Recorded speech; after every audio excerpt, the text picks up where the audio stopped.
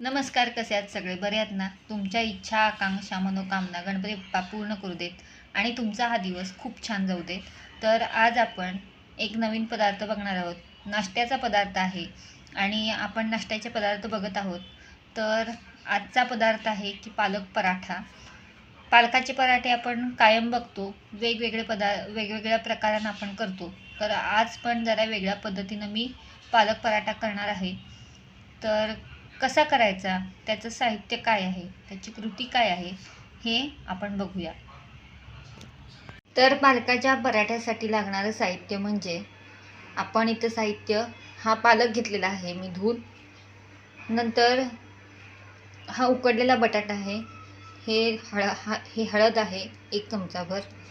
नंतर तिखट आहे, मी 1 चमचाभर तिखट घेतलेलं आहे.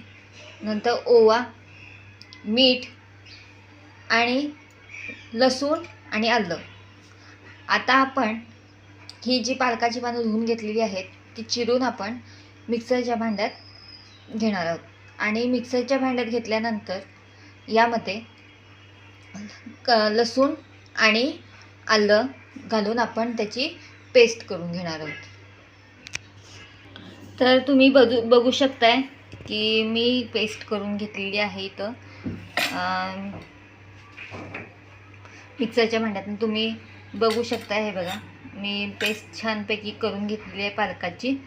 आता आपण हे एका तसऱ्यात काढून घेऊया.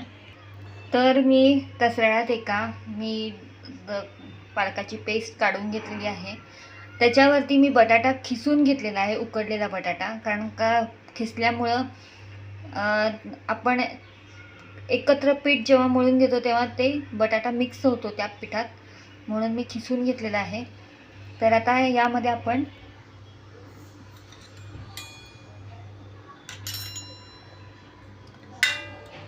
एक चमचाभर हळद आहे, ती हळद टाकून घेऊया. नंतर तिखट, तुम्हाला जसं तिखट लागतं तसं तुम्ही तिखट टाकून घेऊ शकता. नंतर ओवा मी क्रश करून ठेवला आहे, तर तुम्ही क्रश करून घाला म्हणजे स्वाद छान लागतो.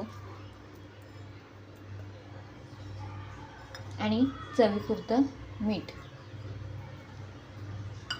आपण आता हे याच्यामध्ये जितकं पीठ बसतंय गव्हाचं पीठ तेवढं घालून आपण हे छानपैकी मळून घेऊया.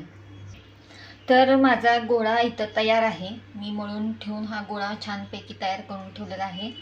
आता आपण ह्याला 20 मिनटं रेस्ट करायला सोडूया, झाकून ठेवूया, म्हणजे छान मुरेल ते पीठ आणि मग आपला पराठा खूप छान होईल.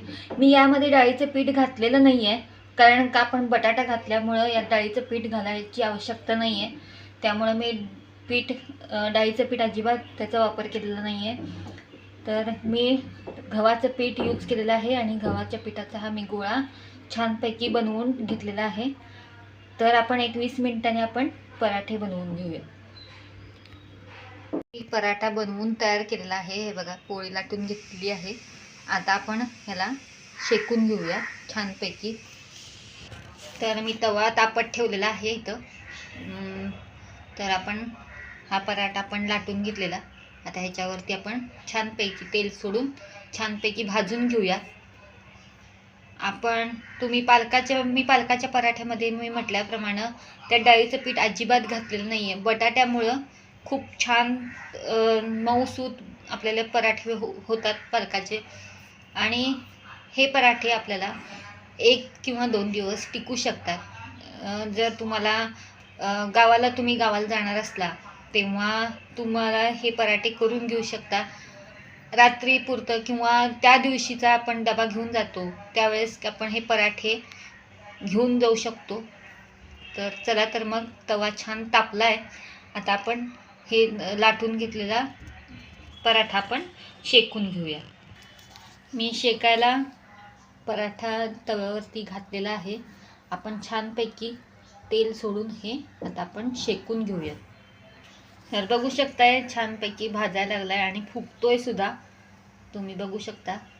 आता आपण परत एकदा ह्याला पलटी मारून घेऊया. तर अशा पद्धतीनं हा पराठा मी केलेला आहे. आपण शेकून घेतलेला आहे आणि हा छानपैकी मऊसूत असा पालकाचा पराठा तयार आहे आपला. तर हा जर तुम्हाला पराठा करायचा असेल तर नक्की असाच पराठ्याची रेसिपी मी तुम्हाला माझ्या व्हिडिओमध्ये तुम्हाला दाखवत जाईन. आणि जर असेच व्हिडिओ अशीच रेसिपी तुम्हाला बघायची असतील तर माझ्या चॅनलला सबस्क्राईब करा. जर तुम्ही जर माझ्या चॅनलवर नवीन असाल तर सबस्क्राईब करा. आणि जर हा व्हिडिओ आणि हा पराठा जर आवडला असेल तर या व्हिडिओला लाईक करा. आणि जर काही तुम्हाला पराठा कसा वाटला तेही तुम्ही मला कमेंट करून सांगू शकता. तर आपण पुढच्या व्हिडिओमध्ये असाच एक रेसिपी घेऊन आपण भेटूया. तोपर्यंत धन्यवाद.